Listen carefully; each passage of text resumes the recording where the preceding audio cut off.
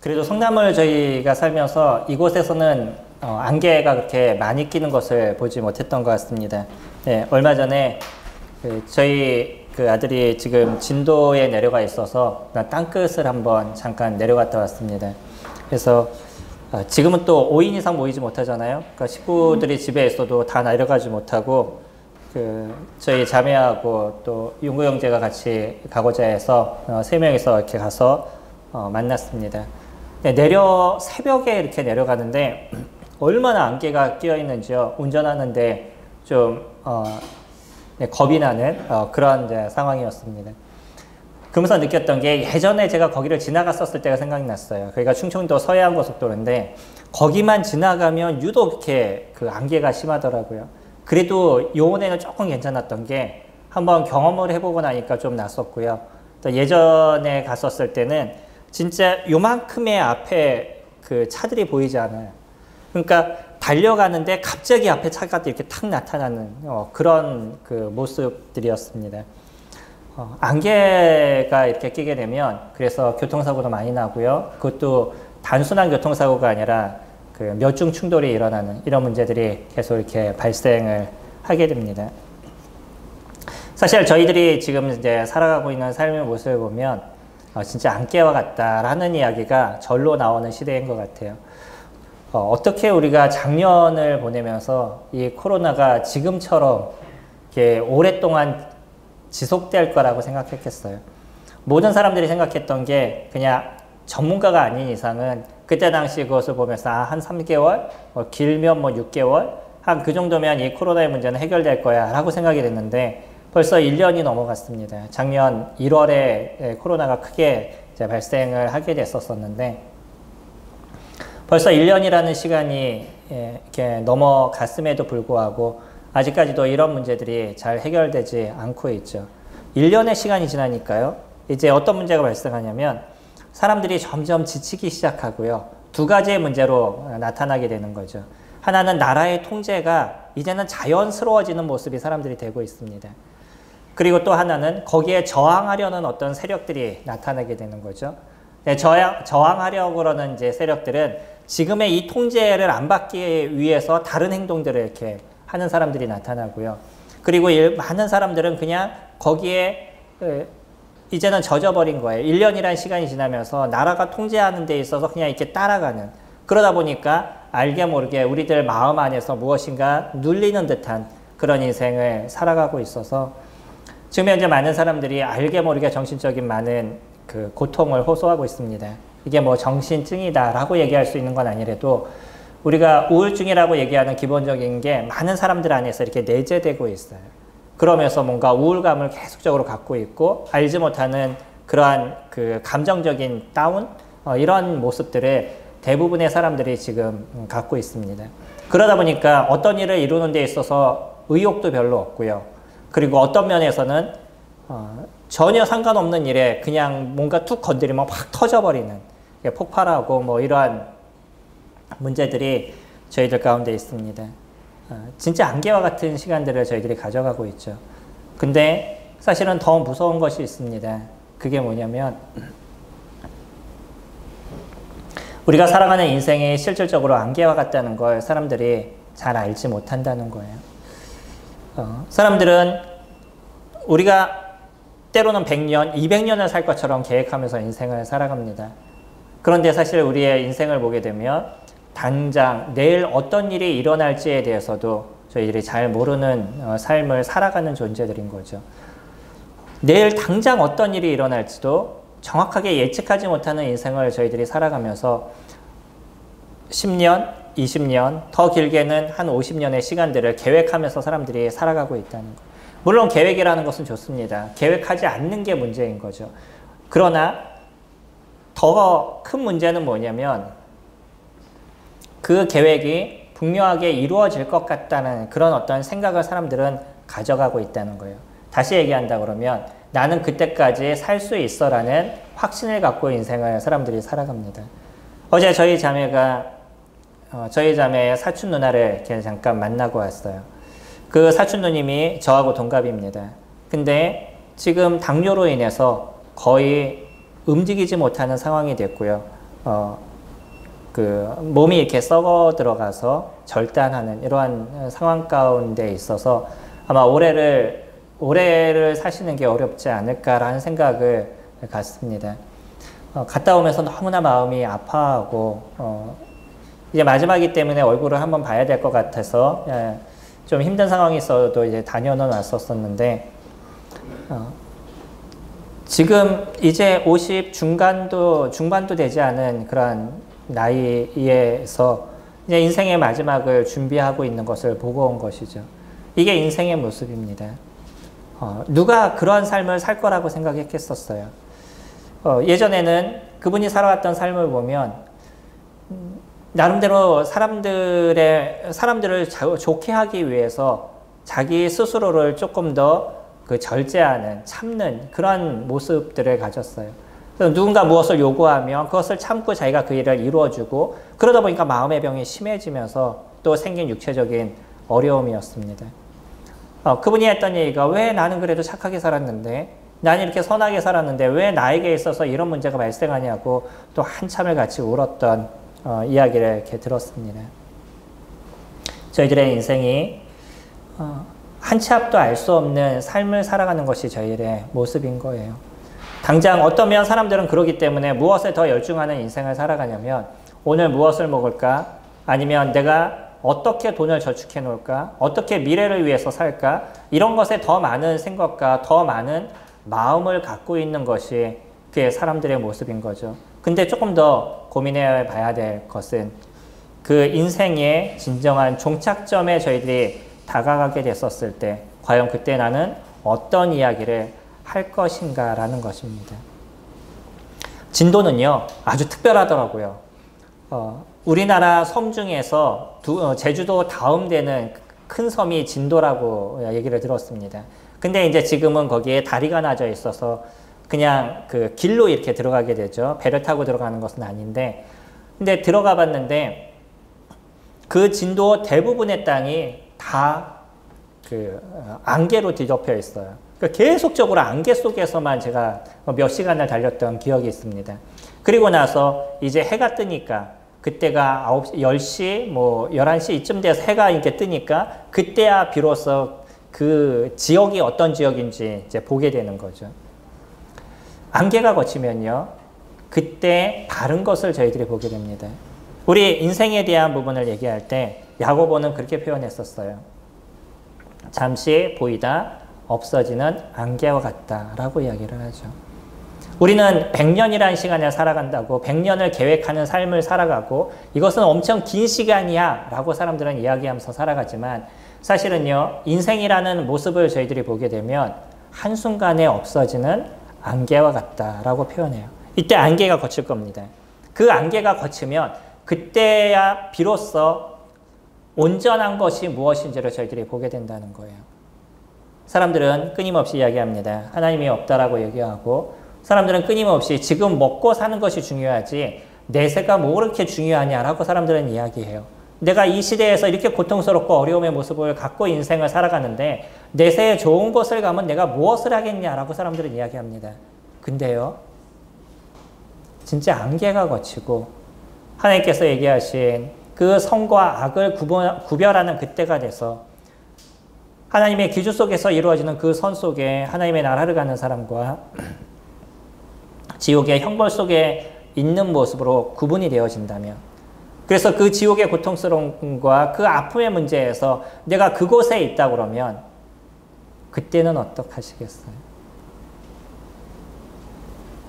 제가 많은 사람들을 만나면서 계속적으로 하는 이야기가 있습니다. 뭐 당신이 선택하시고요, 당신이 보시고 그리고 나서 이게 아니다 라고 얘기하신다 그러면 뭐 그거는 별 수 없습니다. 그러나 한 번 정도는 고민하시고 찾아보시고 생각해 보셔야 되지 않을까요? 라는 이야기를 제가 계속적으로 이야기를 하고 있습니다.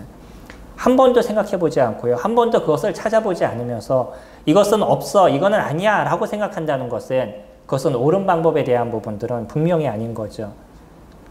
내가 스스로 선택하고 생각해보고 고민했는데 아니다 라고 얘기하는 것은 별 수 없는 거예요. 다만 내 눈에 보이지 않아. 그래서 난 지금까지 살아봤는데 뭐 하나님이라는 존재가 있는 것 같지 않아. 그렇기 때문에 없어 라고 얘기한다 그러면 그거는 나중에 분명히 후회할 수 있는 부분들이 생길 수 있습니다. 그렇기 때문에 찾아보셨으면 좋겠다라는 생각을 계속적으로 저는 갖습니다.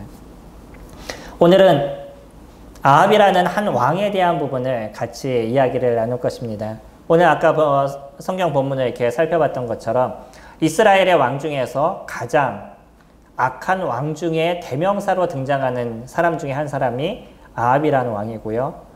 이스라엘에서는 아합, 또 밑에 유대에서는 므낫세라는 왕이 있습니다. 이 아합이라는 왕은 상당히 악한 왕으로서 이름이 남겨져 있어요. 근데 특별한 것이 있습니다. 제가 이것을 보면서 놀랬던 게 저희 봤던 말씀 중에 조금 앞으로 옮기셔서 열왕기상 20장 말씀 같이 보시면요. 20장 13절에 한 선지자가 이스라엘의 아합 왕에게 나아가서 이르되 여호와의 말씀이 내가 이 큰 무리를 보느냐 내가 오늘 그들을 내 손에 넘기리니 너는 내가 여호와인 줄을 알리라 하셨나이다. 아합이 이르되 누구를 통하여 그렇게 하시리이까 대답하되 여호와의 말씀이 각 지방 고을의 청년들로 하리라 하셨나이다. 아합이 이르되 누가 싸움을 시작하리이까 대답하되 왕이니이다. 아합이 이에 각 지방 고관의 청년들을 계수하니 232명이요 그 외의 모든 백성 곧 이스라엘의 모든 자손을 계수하니 7,000명이더라. 이스라엘의 아람 왕 벤하닷이 쳐들어왔습니다. 그리고 많은 군대가 쳐들어와서 이스라엘을 이렇게 뺑 둘러쓰고 나니까 진을 치고 나니까 이 아합 왕이 겁이 났던 거예요. 그리고 나서 화친을 청하려고 우리 군대로서는 저들을 이길 수가 없죠. 그러니까 어떻게 하든 저들의 마음을 잘 이야기를 해서 우리를 침공하지 않고 우리는 그냥 그 나라의 종속이 된다 할지라도 나라가 멸망하는 문제는 받기를 원치 않았습니다. 그래서 화친을 청하려고 이야기를 했었는데 이 아람 왕이 그것에 대한 이야기를 듣지를 않았어요. 그리고 그것을 받아주지 않았습니다. 그래서 전전긍긍하고 있었죠. 이렇게 전전긍긍하고 있었을 때 하나님께서 보내신 엘리야가 가서 그들에게 이야기를 합니다. 한 선지자가 가서 그에게 이야기를 하죠. 하나님께서 보내신 이 선지자가 뭐라고 이야기를 하냐면 당신이 지금 보고 있는 이 많은 군대들이 있는데 이 많은 군대들을 당신이 이길 수 있도록 도와줄 겁니다. 라고 얘기해요. 그러면서 그 이유를 뭐라고 얘기하셨죠? 기억나시나요? 13절에 오늘 그들을 내 손에 넘기리니 너는 내가 여호와인 줄을 알리라. 왜 아합이라는 왕이 이기게 하신다고요? 그 아합이라는 왕이 하나님께서 살아계신다는 것, 이 일을 이루신 것이 하나님이시라는 것에 대해서 알게 하기 위해서 전쟁에서 승리할 수 있도록 도와주시겠다라고 얘기를 해요. 그 이야기를 들었던 아합 왕은요. 말도 안 돼. 어떻게 내가 이겨? 그러지 않아요. 라고 얘기하는 것이 아니라 뭐라고 얘기를 해요? 그 다음에 하나님께 이제 질문을 합니다. 이 선지자에게 물론 질문한 거죠. 그러면 이 싸움에서 이기기 위해서 누가 먼저 싸움을 싸워야 되겠습니까? 라고 얘기하고 어떻게 내가 했었을 때 이길 수 있습니까? 라고 물어봐요. 그것에 대해서 선지자가 다 이야기를 해줍니다. 재밌죠? 아합이라는 왕은요. 어떤 왕이었었냐면 그는 하나님의 이야기를 잘 듣지 않고요. 오히려 하나님의 선지자들을 죽음 가운데 내모는 이런 일들을 했던 것이 아합이라는 왕의 모습이었었어요. 그런 아합 왕이 이제 이 나라가 멸망할 수도 있다라는 그런 생각이 딱 드는 순간에 누구의 얘기를 들어요?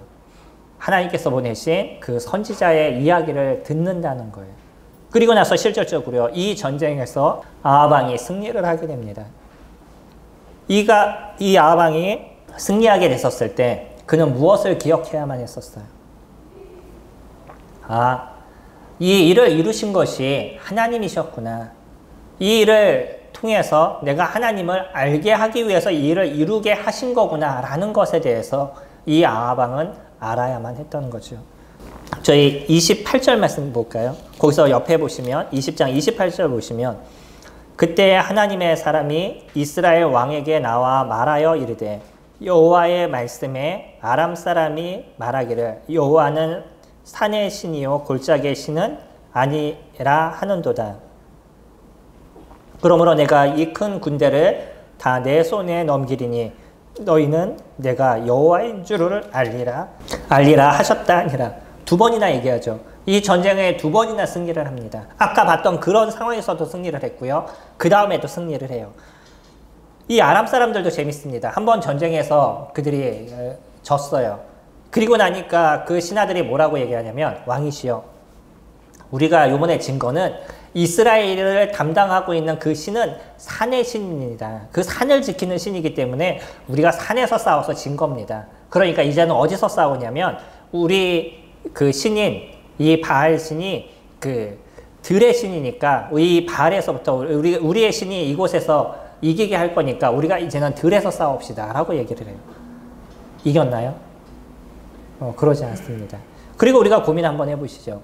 만약에 신이라는 존재가 한 곳만 다스리는 신이라면 그것이 온전한 신일까요? 이게 사람이 만들어 놓은 개념입니다. 사람이 만든 신에 대한 개념은 뭔가 인간보다 좀 특별한 존재, 이것을 신이라고 생각하는 거죠. 신은 그런 존재가 아닙니다. 신은 어떤 존재냐면 무소불위한 존재인 거예요. 신은 전지전능한 존재가 되는 것이고요. 신은 죄에 대한 부분이 전혀 없는 존재가 신의 존재라는 것이죠. 그래서 이 신의 존재는 우리가 생각하는 그 상상을 뛰어넘는 존재가 신의 존재예요. 한 산을 담당하거나 한 들을 담당하거나 이런 것은 제한이 되어져 있는 존재죠. 그럼 이런 존재들을 우리가 신이라고 얘기할 수는 없습니다. 다만 인간보다 좀 특별한 어떤 존재들, 뭐 천사라나 뭐 이런 어떤 특별한 존재라고 우리는 얘기할 수 있지만 그런 존재를 신이라고 얘기할 수 없는 것이에요. 사람들이 갖고 있는 한계는 그 속에 있는 겁니다. 어떤 신이라고 생각했었을 때 무엇인가만을 담당하는 존재라고 생각하지만 원래 신이라고 얘기했었을 땐 그렇게 얘기할 수 있는 것이 아닌 거죠. 이들은요, 두 번째 싸움에서도 전쟁에 패하게 돼요. 그러면 아하방은요, 이제 어떤 생각을 갖는 삶을 그가 살아야만 했을까요? 이 아하방은요, 하나님께서 그에게 이루신 것을 보면서 아, 여호와 하나님이 이와 같은 일을 이루셨구나 하는 것을 그가 아는 모습이 되어야만 했다는 거죠. 근데 오늘 우리가 읽은 21절 본문 말씀을 보게 되면 아하방은 전혀 그러지 않았다는 거예요.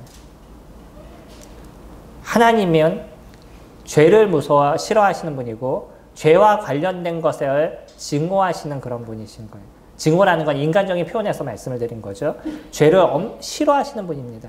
그렇기 때문에 그가 하나님을 알았다 그러면 이제 이 죄에 대한 부분을 벗어버리는 그런 삶을 이 아하방은 살았을 것이에요. 근데 아하방은 그러지 않았습니다.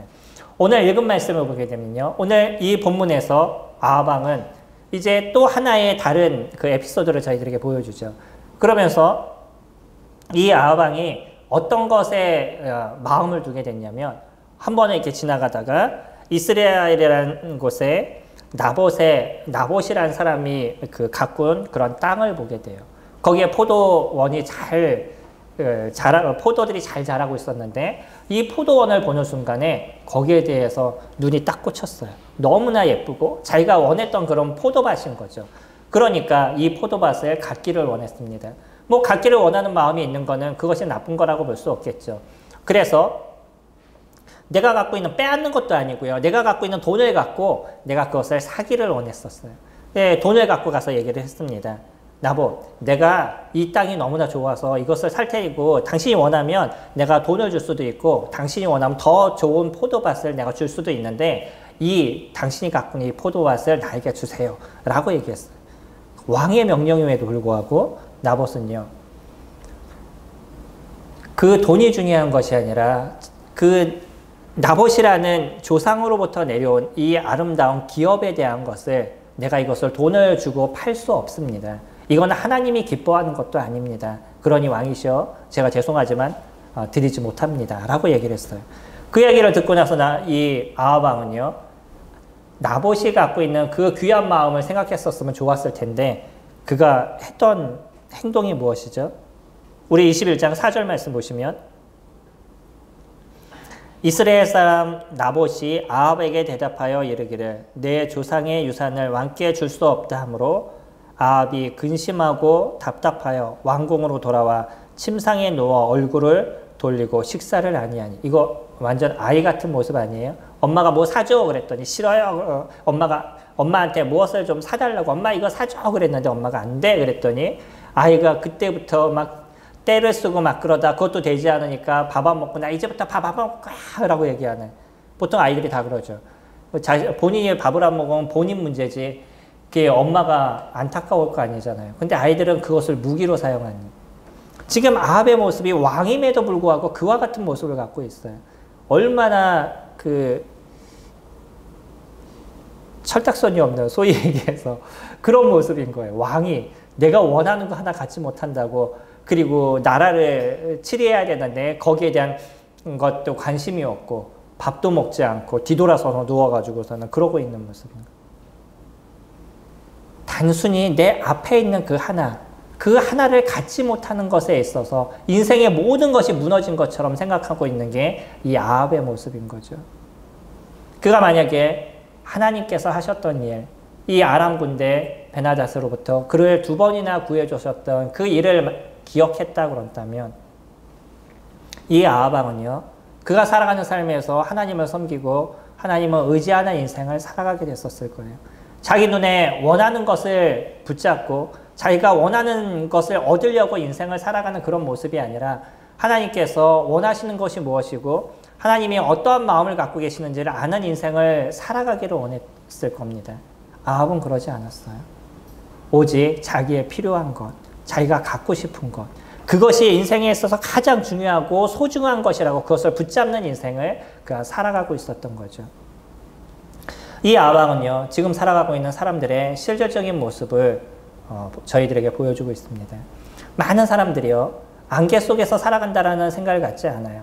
많은 사람들이 내 눈에 보이는, 지금 보이는 이 세상, 또 우리가 인터넷에서 그 서치를 해보면, 쇼핑을 해보면 아시듯이 인터넷을 통해서 전 세계의 모든 것을 우리가 볼 수 있는 그런 시대를 살아가고 있어요. 만약에 거기에서 외국어를 조금 할 수 있는, 영어를 잘하시거나 또 다른 나라 언어를 잘하시는 분은 그 내용들을 갖다 실질적으로 다 읽어보고 어떻게 할 수 있는지, 어떻게 그 세상에서 살아갈 수 있을지, 그 세상의 문제는 어떤 건지에 대해서 막 살펴볼 수 있는 그런 시대를 저희들이 살아가고 있죠. 그러니까 많은 사람들이요, 나는 인생을 잘 살아가는 것처럼 생각하면서 살아가고 있다는 거예요. 근데 하나님은요, 우리에게 우리가 살아가는 삶이 안개 속을 살아가는 것 같다라고 이야기하십니다.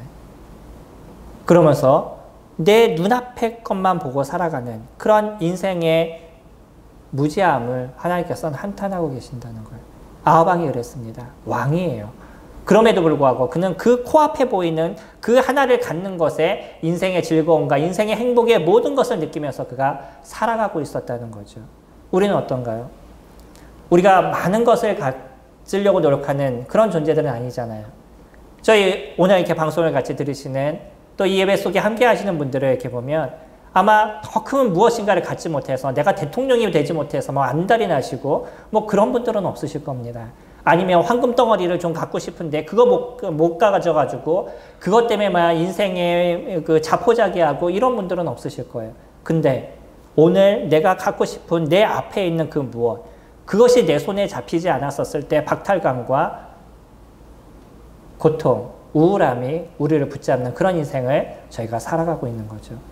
지금의 코로나 시대 속에서 왜 사람들이 우울함 속에서 살아가냐면 통제되어 있는 이 통제 속에서 내가 벗어나지 못한다는 그 마음의 박탈감이에요. 이것이 우리에게 있는 겁니다. 우리가 예전하고도 동일한 인생을 살았어요. 근데 거기에서 무엇을 조금 못하는 거냐면 사람들을 만나는 것을 조금 못하고 더 많은 사람들을 만나는 것을 하지 못해요. 4인 이상 만나지 못하니까 그 이상의 사람들을 만나지 못하는 것이 정신적 박탈감 속에서 우리가 살아가고 있는 거죠. 그것이 저희들을 고통스럽게 만드는 거예요. 저희가 일확천금을 노리지 않습니다. 근데 내가 오늘 살아가는 삶에 필요한 것이 내 손에 쥐어지지 않기 때문에 우리는 인생의 박탈감을 느끼면서 인생을 살아가고 있다는 거예요. 제가 예전에 군에 있을 때 재밌는 경험을 해봤는데, 저는 거의 잘 살지는 못했어도 서울에서 살았습니다. 태어난 것이 서울이었고 자란 것이 서울이었고 그 다음에 살았던 것이 성남이에요. 성남이 더 오래 살았지만 제가 태어난 곳은 서울이었었어요. 그러다 보니까 그 시골의 어떤 모습들, 이것은 저는 잘 경험을 하지 못했었습니다. 기껏해야 뭐 한 달 정도, 뭐 이 정도 경험해 본 적이 있었었는데, 군에 가니까 여러 사람들을 만나게 되죠. 그 중에 제가 저를 예뻐했던 그런 그 한 선임이 있었었는데, 이 선임이 예전부터 무엇을 했냐면 그 도축하는 일들을 해왔던 것 같아요. 그래서 우리 대대, 그러니까 우리 그 대대였던 것 같아요. 우리 대대에 그 돼지를 잡는 일이 있으면 이분이 가서 돼지를 다 잡았습니다. 근데 왜 그랬는지 저를 좋아했어요. 그러면서 본인이 돼지를 잡는데 방송으로 저를 부른 거예요. 사역자를 한 명 구하는데 뭐 몇 소리에 누구누구 나오세요 라고 얘기했었는데, 저는 왜 불려 나갔는지도 모르게 나가보니까 내가 너 불렀어 라고 얘기하시더라고요. 왜냐면 저희 때는 훈련이 많다 보니까 그때 당시에 사역을 위해서 이렇게 부른다라고 얘기하면 훈련을 안 뛰어도 되잖아요. 그러니까 그분은 나를 생각해서 부른 거예요. 그래서 뭐 하나 봤더니 이제 돼지가 한 4-5마리 있는데 돼지를 잡는다고 이거 보라고 그러더라고요. 그러면서 돼지 앞에다가 콩을 갖다 쫙 뿌려줘요. 그러면 이 돼지들은 그 콩을 먹느라고 어떤 일이 일어났는지에 대해서 생각을 하지 않습니다. 제가 그것을 직접 봤었는데, 그리고 나서는 그 오하마 같은 걸로 돼지 여기 머리를 때려요. 그러면 바로 이렇게 쓰러지게 되는데, 쓰러졌었을 때 그 칼로 이렇게 목을 이렇게 쭉 땁니다. 그때 나는 소리가 돼지 멱다는 소리라는 걸 제가 직접 들었어요. 이 돼지 멱다는 소리가 얼마나 귀에 인이 박히는지 오랫동안 그 소리가 제 귀 속에서 없어지질 않았었어요. 지금도 그 소리가 생각하면 머릿속에 납니다. 옆에 있는 돼지가 죽었어요. 근데도 그 옆에 있는 돼지가 그것에 대해서 잘 몰라요. 무엇을 보고 있냐면 내 앞에 떨어져 있는 그 콩만을 먹고 있어요. 한 2-3마리, 제가 기억해 3-4마리인가? 한 그 정도 되는 돼지를 죽였을 때도 마지막까지 돼지를 도망을 안 가고 그 코앞에 있는 콩만을 먹고 있는 거. 우리들의 인생이 그와 같습니다. 내 앞에 있는 그 하나를 얻기 위해서, 그것을 갖기 위해서만 인생을 살아가고 있는 그런 사람들의 모습이라는 거예요. 안타깝게도 돼지가 옆에 있는 친구가 죽어가는 모습을 같은 공간에서 보면서도 두려워하지 않는 것처럼, 지금 시대를 살아가는 많은 사람들이 옆에 있는 사람들이 죽어가는 모습을 보면서도 두려워하지 않고 있다는 거예요. 코로나의 문제, 얼마나 많은 사람들이 지금 죽음을 당하고 있어요. 근데 여전히 사람들은요, 지금 놀고 마시고 즐기는 것을 위해서 몰래 숨어서 술을 마시고 춤을 추고 그런 모습들을 저희가 인터넷을 통해서 보고 있잖아요. 그러다 진짜 코로나에 걸려서 그 아픔의 고통을 느껴본 사람들은 그때 가서 후회하게 되는 거예요. 얼마나 고통스럽고 얼마나 아팠다는 것을 그들 스스로가 얘기하는 걸 저희가 글을 통해서 같이 간접 경험을 하고 있죠. 그러니까 그것을 인지하는 사람은 조금 조심하는 모습을 가져가는데, 그러지 않고요, 내가 내일 죽는다 할지라도 오늘 춤추고 마시고 노는 것, 그것이 내 인생에서 더 중요한 거야 라고 생각하는 사람들은 어떻게 하든 숨어서 같이 술을 마시고 놀고 즐기는 일들을 이뤄가고 있는 거죠. 우리들의 인생의 모습을 한번 생각해 보시기 바랍니다. 내가 얼마나 살 수 있을지, 내 인생의 모습이 얼마나 더 오랫동안 지속될 수 있을지, 그거에 대해서 나는 어떻게 장담할 수 있는지 한번 생각해 보시기 바랍니다. 그리고 나에게 있어서 지금 진짜 행복이 무엇인지, 내가 그 무엇보다 내 코앞에 있는 것, 그것만을 내가 붙잡아야 된다라고 생각하시는지, 아니면 진짜 인생의 그 미래를 계획하시는 시간들을 가지셔야 되는지. 또 하나의 문제를 저희들이 살펴보기를 원합니다. 5절 말씀 보시면 21장 5절에 그의 아내 이세벨이 그에게 나와 이르되 왕의 마음에 무엇을 근심하여 식사를 아니하나이까. 14절요. 넘어가서 시간이 없어서 14절에 보시면 이세벨에게 통보하기를 나봇이 돌에 맞아 죽었나이다 하니 이세벨이 나봇이 돌에 맞아 죽었다 함을 듣고 이세벨이 아합에게 이르되 일어나 그 이스라엘 사람 나봇이 돈으로 바꾸어 주기를 싫어하던 나봇의 포도원을 차지하소서. 나봇이 살아있지 아니하고 죽었나이다. 이 이세벨은요, 시돈 사람이었습니다. 거기는 바알이라는 신을 섬기는 사람이었어요. 그의 아버지의 이름이 엣바알이에요. 그 정도로 바알을 소중하게 여겼던 그런 나라였습니다. 당연히 이 이세벨은 무엇을 섬기는 사람이었냐면 바알을 섬기는 사람이었고요. 그가 섬기는 이 바알을 아합과 결혼함을 통해서 이스라엘에도 그 바알 신을 섬기도록 만들었던 게 이 이세벨에 대한 모습이죠. 그래서 이세벨은 성경에서 나올 때 절대 악에 관련된 그런 사람입니다. 거의 절대 악과 같은 모습을 보여준 것이 이 이세벨이었었어요. 근데 재밌는 게 있습니다. 이 이세벨이 누구에 대해서는 아주 철저하게 선인으로 비춰져요. 이 아합에게 있어서는 절대적인 선인으로 보여집니다. 다시 얘기하면 아합에게 있어서 이세벨은 절대 선인 거예요. 세상 사람들이 봤었을 때 이 이세벨은, 당시 이스라엘의 백성들이 봤었을 때 이세벨은 절대 악이었는데 아합이 봤었을 때는 절대 선이었습니다. 그 이전에도 문제가 하나가 있었어요. 엘리야가 이 땅 가운데 3년 동안 비가 내리지 않겠다라고 얘기하고, 그리고 나서 3년 뒤에 와서 바알의 모든 신들을 다 죽였습니다. 선지자들을 다 죽였습니다. 그리고 하늘에서 비가 내도록 만들었어요. 그 어떤 사건을 통해서 하나님께서 살아계신 분이라는 것을 보여줬었는데, 그 사건 이후에도 아합이 엘리야를 보면서 두려워 떨고 있는 것을 보면서 이 이세벨이 직접 나가서 내가 그를 죽이겠다고 찾아다녔었어요. 아합에게 있어서 하지 못했던, 아합이 할 수 없었던 그런 일들을 누가 도맡아서 했냐면 이세벨이 도맡아서 그 악역을 다 담당했죠. 그러면 이 아합에게 있어서 이세벨은 어떤 존재겠어요? 너무나 사랑스럽고 귀한 존재인 거죠. 인간의 모습은 이와 같습니다. 인간의 모습에서 절대 악도 절대 선도 없어요. 어떤 사람이 어떻게 다가가느냐에 따라서 사람의 모습은 달라집니다. 하다못해 사이코패스라고 얘기하는 그런 사람도, 그래서 연쇄살인을 저지르는 사람도 누군가에게서 그 사람은요 아주 선인으로 비춰주는 모습도 가져가고 있는 거죠. 누군가는 잘해주는 사람이 있어요. 내가 잘 대하해주는 사람이 있는 거죠. 그 사람의 입장에서는 그 사람의 입장에서는 선인으로 비춰지는 거예요.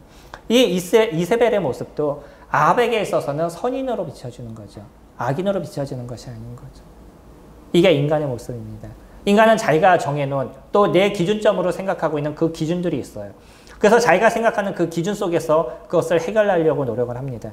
왜 많은 기독교가 있으면서도 그 기독교가 지금처럼 욕을 먹고 있냐면, 그 기독교의 모습에서 하나님의 말씀이 중심이 아니라 사람이 갖고 있는 생각이 중심을 갖고 기독교를 이야기하기 때문인 거예요.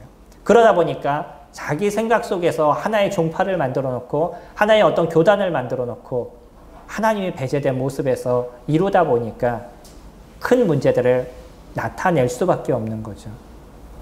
그들도 하나님이라는 이름을 사용합니다. 근데 거기에서 기준이 사람인 거예요. 어떤 종파라도, 그 어떤 곳이라도 그 기준이 사람이 되는 순간 그것은 종교에 불과한 것이지 그것이 기독교라고 얘기할 수 있는 것이 아니라는 거예요. 인간이 갖고 있는 기준점으로 우리는 어떤 것을 만들어갈 수 없습니다. 이 세상을 살아가는 삶의 기준점도 누구의 기준점이냐면 인간이 갖고 있는 기준점이에요. 인간이 만들어 놓은 그 법 안에서 우리가 살아가고 있기 때문에 이 법을 잘 지킨다 그래서 그 사람이 선인이다 라고 얘기할 수 있는 것은 아닌 거예요. 우리는 이 나라의 모습을 볼 수 있죠. 우리가 살아가고 있는 이 나라만 해도 얼마나 그 부조리와 잘못된 것이 만연한 시대를 살아가고 있어요. 어떤 할머니는요, 배가 고파가지고 빵 하나를 훔쳤다가 걸려서 몇 년 동안 옥살이를 하셨던 모습들도 저희들 볼 수 있습니다. 근데 어떤 사람은요, 몇천억을 횡령함에도 불구하고 기껏 얼마 있다가 다시 출소되는 모습도 저희들 보고 있죠. 어떻게 그런 일이 가능하겠어요? 돈의 힘에 좌우된 모습들을 가져가고 있는 거죠. 정확한 선 속에서 사람들을 판단하는 그 기준이 있는 것이 아니라 사람들이 자기의 이익권에 따라서 기준점이 달라지다 보니까 똑같은 완전히 그 다른 사건도 그들이 원하는 똑같은 것으로 만들어버리고요. 완전히 똑같은 사건도 그들의 생각 속에서 다르게 판단해버리는 이런 문제가 이 세상 속에서 나타나고 있는 거예요. 그렇기 때문에 그 절대 기준은 누가 되어야 되냐면 하나님의 말씀이 되어야 되는 거죠. 왜 하나님이 우리 가운데 필요하냐면 우리는 여기서 정확하게 알 수 있습니다. 인생을 살아가는 데 있어서 절대 기준이 있어야 된다는 거예요. 이 절대 기준은 범하지 않는, 이 잘못된 것을 범하지 않는 그런 존재가 그것을 만들어야 되는 것이고 그 완전하신 그 존재가 그것을 만들어야 되는 거예요. 그것이 하나님이 존재해야만 하는 그런 이유입니다. 인생을 살아오면서 지금까지 많은 경험을 하셨을 겁니다. 그러면서 한번 뒤돌아보시기 바랍니다. 우리가 살아왔던 삶에 때로는 누군가에게 빌었던 그런 시간들이 있으시겠죠. 우리는 진짜 극한에 맞닥뜨리게 되면 그때에 가가지고선 누군가에게 비는 시간들을 갑니다. 혹시 그것이 하나님이든 혹시 그분이 석가모니든 혹시 그것이 알라든 어떤 존재가 있다 그러면 그럼 나를 좀 도와주세요 라고 기도하는 많은 사람들이 있어요. 그리고 나서 어떤 순간에 보면 그 기도의 응답을 들었던 적이 있을 겁니다. 아합의 모습이 그런 거예요. 하나님께서는요. 혹시 그 사람이 믿지 않는 사람이라 해도 혹시 그 사람이 하나님을 모르는 사람이라 할지라도 그 사람에게 기회를 주고 계시는 거예요. 그 사람의 기도를 들어주시고 그리고 뭐라고 얘기하시냐면 내가 여호와인 줄을 알리라. 네가 알아야 된다 라고 얘기하십니다. 많은 사람들이 기독교에 몸담아 있으면서 무엇인가를 빌었는데 그것에 대해서 기도 응답을 받았어요. 그리고 나서는 이 기도 응답을 통해서 내가 하나님을 섬기고 있구나 라고 생각을 합니다. 근데 막상 그가 살아가는 삶에는 하나님과 상관없는 인생들을 살아가고 있는 거죠. 기독교에 몸담아 있고 내가 때로는 예배 속에 참여하고 이것이 우리에게서 중요한 것이 아니에요. 더 중요한 건 뭐냐면 하나님께서 나에게 기회를 주셔서 그것을 통해서 하나님이 살아계심을 내가 알았다 그러면 이제는 하나님과 함께하는 인생을 살아가는 것.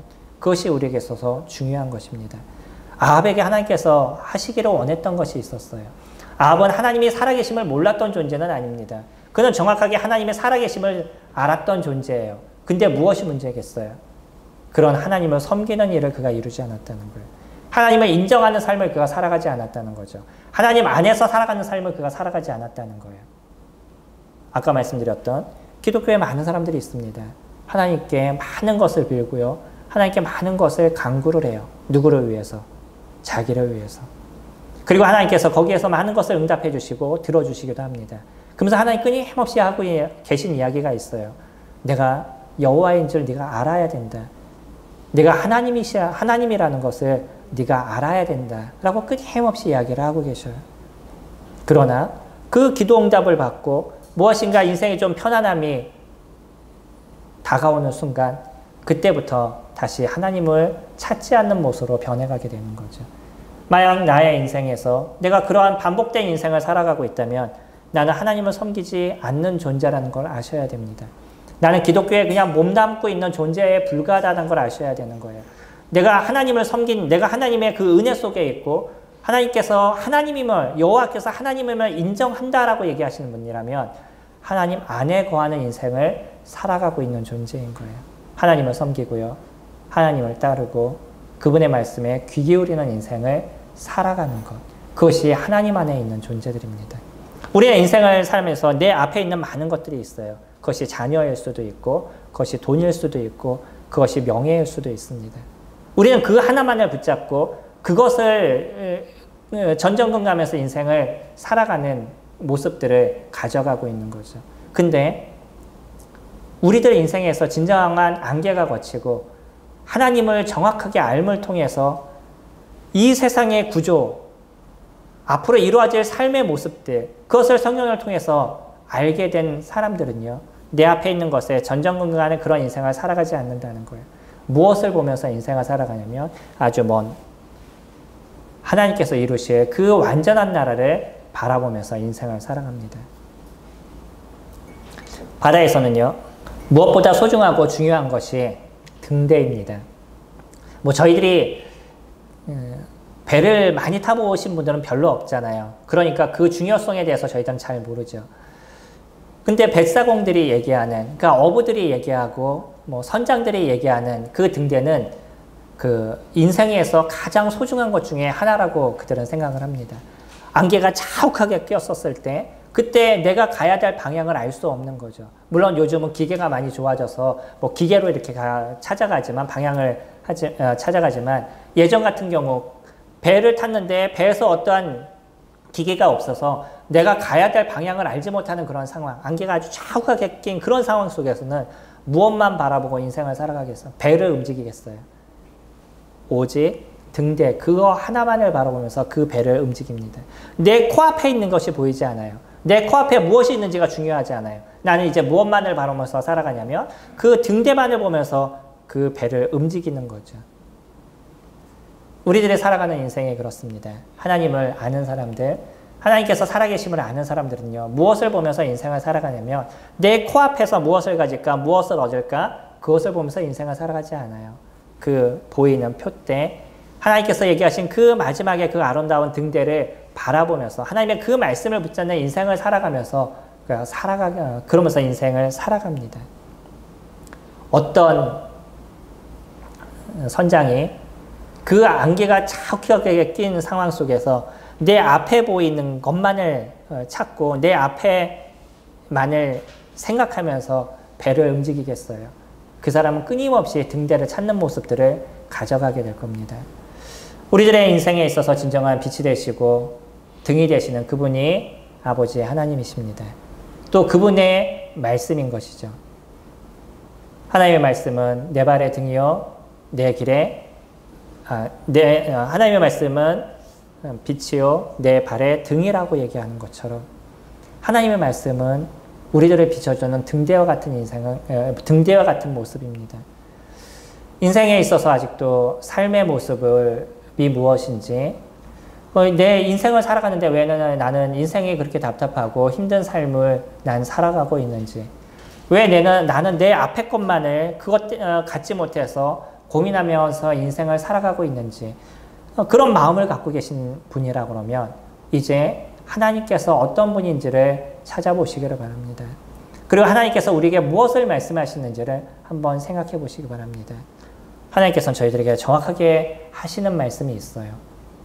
교회를 다니지 않는 분이라 그래도 한 번쯤은 다 들어봤던 것처럼 인생의 죽음은 그것이 끝이 아니라 인생의 죽음은 내 삶의 안개가 거치는 것이고요. 그리고 그 이후에는 진정한 세상을 저희들이 보게 될 겁니다. 거기는 이 세상을 심판하실 하나님을 보게 될 것이고요. 그리고 그 심판 속에서 어떤 사람은 하나님 나라에 간 모습을, 어떤 사람은 지옥의 형벌 속에서 그 뜨거움의 불 속에서 살아가고 있는 모습을 보게 될 겁니다. 오늘 함께 하시는 분들은 나는 어디에 있다라고 생각하고 계시나요? 내가 하나님 나라에 있다고 생각하시나요? 아니면 내가 지옥불에 있다라고 생각하시나요? 만약 그것이 사실인지 아니면 어떻게 하면 내가 하나님 나라에 갈 수 있을지 마음에 고민이 되시는 분들은 오늘 주변에 있는 분에게 얘기하셔서 연락 주시기 바랍니다. 그러면 하나님께서 우리 가운데 어떻게 하면 주님이 만드신 이 세상의 인생의 안개에서부터 우리가 벗어나서 하나님께서 만드신 그 아름다운 나라에 우리가 함께 할 수 있는지, 어떻게 하나님께서 이루신 그 놀라운 곳에 내가 같이 갈 수 있는지 설명해 드리는 시간을 갖도록 하겠습니다. 우리들의 인생은 그렇게 길지 않습니다. 잠시 보이다 없어지는 안개와 같다라고 얘기하십니다.